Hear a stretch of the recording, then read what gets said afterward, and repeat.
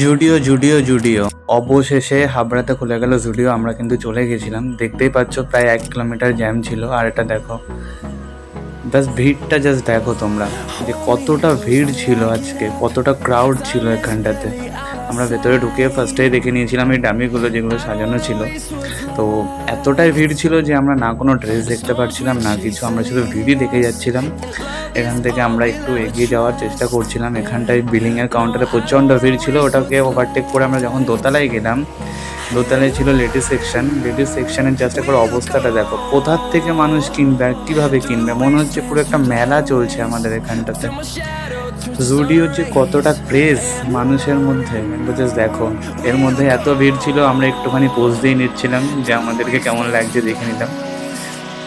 এবার দেখো প্রচুর জুতো ছিল এখানটাতে, জুতোগুলো কিন্তু বেশ কম দামের মধ্যেই ছিল।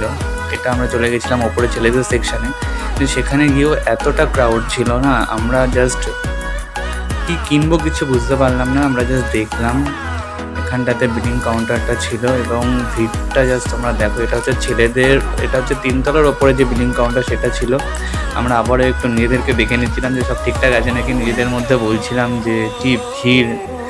এবং এসি চলছিল তবুও আমাদের প্রচণ্ড গরম লাগছিল, কারণ এত ভিড়। তো এটা তো স্বাভাবিক আছেই।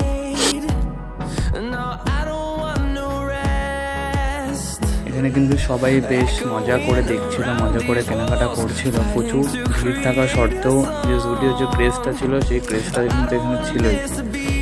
এখানে দাদা না পেরে আর ট্রায়াল রুমে লাইন দেয়নি, ওখানে সব চেঞ্জ করে দেখে নিয়েছে। তো লাস্টে আমরা কিছু না পেয়ে ভাবছিলাম কিনবো, ওখান থেকে বেরিয়ে গেলাম। আমরা আবারও যাবো, তো ওখান থেকে বেরিয়ে গিয়ে যখন রাস্তায় গেলাম তখন তো মানে অবস্থা পুরো খারাপ। তোমরা জাস্ট দেখো, পুরো ফুল রাস্তা জ্যাম আছে, 1 থেকে 1.5 কিলোমিটার রাস্তা এরকমভাবে পুরো জ্যাম।